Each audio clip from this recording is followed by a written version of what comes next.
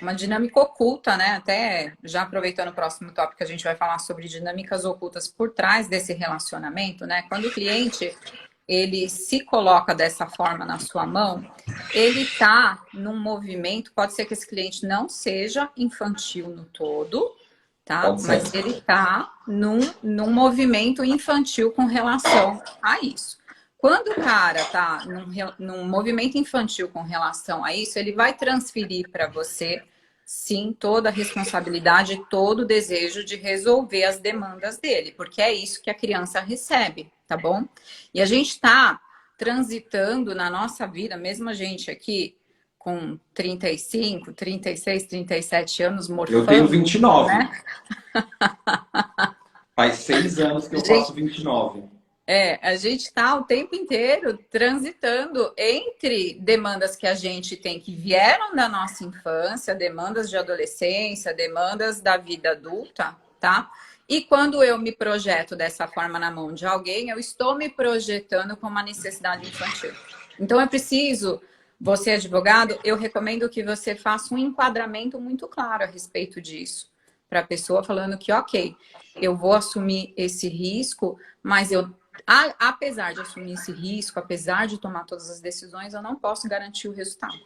Ah, isso Deixar sim, muito né? claro essa frase para ele ainda, porque quando a pessoa se projeta dessa forma, ainda mais se eu vou pagar mais por isso, você vai me É. cobrar mais por isso, né? Então isso pressupõe que eu vou ter o resultado que eu quero, estou entregando, você só me entrega o resultado, né? Isso para deixar claro qual que é o seu lugar, porque o seu lugar não é o de provedor desse cliente.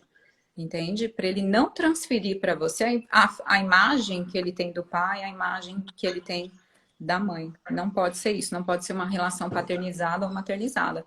Tem que ficar claro para ele que ainda é uma relação de trabalho, tá? Eu acho bacana o que você pontuou, eu aprofundaria no seguinte sentido, né? Tem cliente que vai para uma questão infantilizada, né? De não querer olhar, mas tem muita gente também que, do ponto de vista empresarial, é um problema que para ele paga para ser resolvido. E naturalmente, esse cara é um pouco diferente do infantilizado, porque o infantilizado ele tem um pensamento mágico, né? O advogado vai resolver todos os meus Isso. problemas. Mas o empresário, em geral, ele sabe que, na maioria das vezes, ele sabe que ele tem uma chance de vitória, uma chance de derrota. Não necessariamente ele vai conseguir entregar, né? Alguém Uhum. perguntou, vou pular de assunto aqui para te fazer uma pergunta bacana, falar um pouco da nossa experiência como advogado. O Catania Udini, ele falou: o que acontece quando você trabalha como psicólogo, especial no direito de família? A minha percepção faz parte do trabalho de advogado, essa parte de psicólogo, obviamente, não como um psicólogo licenciado, mas na raiz da palavra, o advogado é aquele que fala fala em nome de. E para você falar em nome de, você vira a voz dessa pessoa, né? Você precisa ouvir essa pessoa, precisa entender essa pessoa. Então, faz parte sim do trabalho do advogado.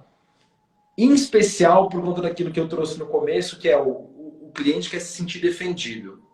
Como que eu Uhum. faço para criar essa sensação de segurança no cliente, de ele se sentir defendido? Porque tem cliente que ele se sente defendido, vou dar alguns exemplos práticos. Tem cliente meu que adora ver eu xingando o advogado ou outra parte. Ele adora, porque ele gosta de ver a treta, ele gosta de ver o sangue.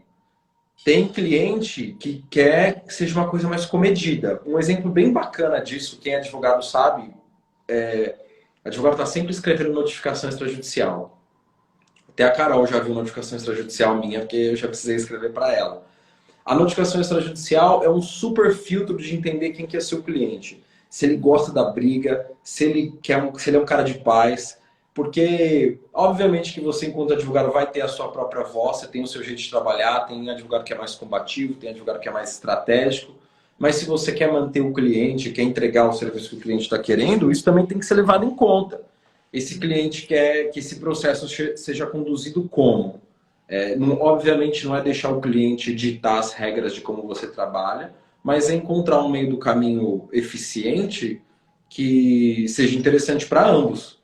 Que tanto o cliente se sinta defendido, como quanto você possa usar a sua técnica. Porque, verdade seja dita, se o cliente não é um cara que gosta de treta, e ele vê a sua petição, e você está sempre xingando outra parte, sempre provocando outra parte, sempre provocando o advogado, ele pode ficar chateado, né? Eu tenho costume, nada educado, de quando eu sou insultado em petição, eu xingo de volta. E eu xingo de um jeito muito bacana, né? Eu falo que a pessoa, que o tipo do argumento só um idiota poderia escrever, né? Que a pessoa deve ter um QI de 80 para escrever uma coisa daquilo.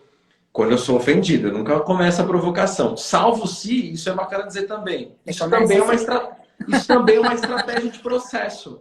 Porque se você estiver trabalhando dentro de uma perspectiva de teoria dos jogos, você está sempre provocando um movimento de xadrez no cara para o cara fazer o que você quer. Isso é uma técnica sensacional, porque se você quer comer a rainha, você precisa entregar um peão, um cavalo. Ele vai expor a rainha se comer a rainha.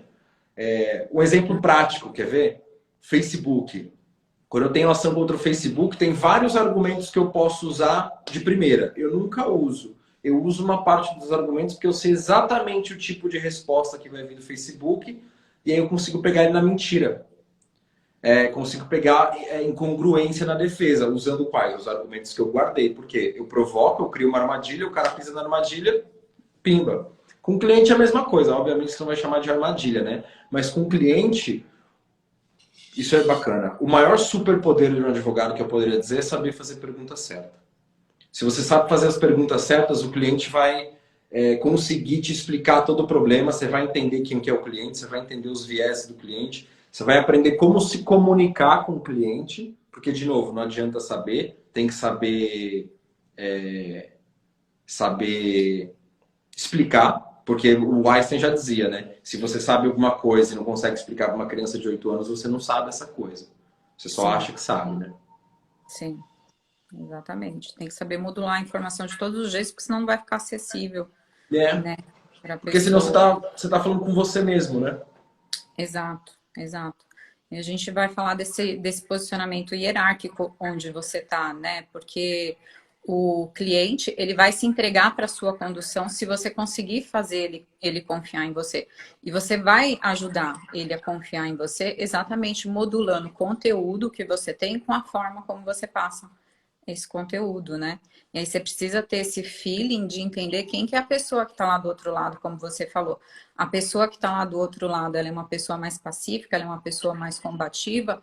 Como que ela vai se sentir representada por mim, né?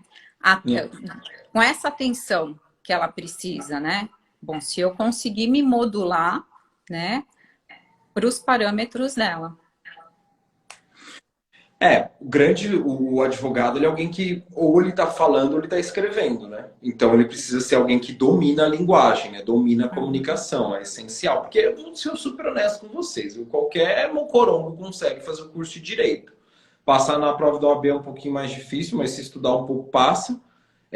A questão a técnica é o elementar, é o básico, é o que todo mundo tem, né? O que vai diferenciar é como você impõe essa técnica no mundo, né? Como você transforma a realidade através da sua oratória, através da sua escrita. E grande parte disso é esse aspecto psicológico de entender o cliente e entender quem está do outro lado. Digo isso porque muitas vezes, por exemplo, você consegue acabar com o processo antes de começar.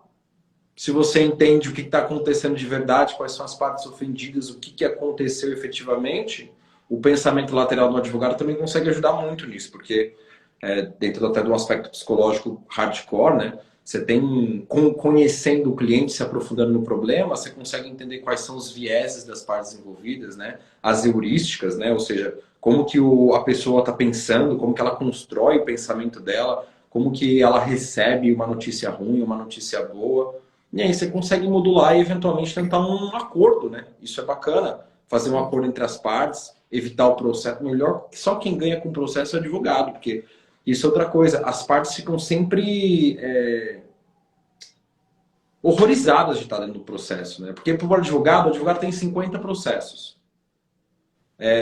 Ou 200, ou 5.000. O cara só tem aquele. Isso é uma coisa também, outro código bacana, né? Por que o cliente é sempre histérico? Porque para o cliente o processo é a coisa mais importante da vida dele. E para você é um entre 5.000. E o cliente sente quando você pensa no processo dele como um entre 5.000. E mesmo que o processo seja um entre 5 mil, quando você está falando com o cliente, aquele processo tem que ser a coisa mais importante. E eu digo isso porque, de novo, a questão do fazer o cliente se sentir defendido.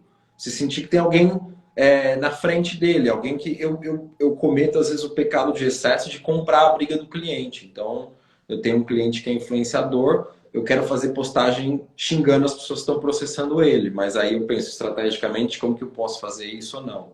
Eu tenho isso. Será que ele está aqui na live? Dá para ver quem está assistindo? Bom, se ele estiver assistindo, ele está assistindo. Eu tenho parte ex adversa, que é do outro lado, de processo de 3, 6 milhões de reais, e o cara me segue. Eu fico com vontade de dar uma provocada nele para deixar ele bravo, para fazer ele cometer um erro, um negócio assim. Mas não faço, eu fico segurando assim, mas eu compro a briga do cliente, fico com raiva, quero matar também. Olha lá, tá me dando bronca aqui, advogado não pode comprar a briga do cliente. Depende, vai um pouco da personalidade também. Se você quer comprar a briga do cliente, tem que saber que se você comprar a briga, o que você não pode fazer é comprar o ponto de vista do cliente. Porque uma coisa é comprar a briga, de falar, olha, eu vou lutar por você, vou guerrear até o fim. Outra coisa é falar, meu cliente está certo em 100% e não é assim. Calma lá, né? Nem tanto ao céu, nem tanto à terra. Uhum. Mas é isso, você pode defender com unhas e dentes e saber que o cara, de fato, bateu o carro, que de fato o cara xingou o outro, deu um tapa na cara dele, usou a imagem sem autorização.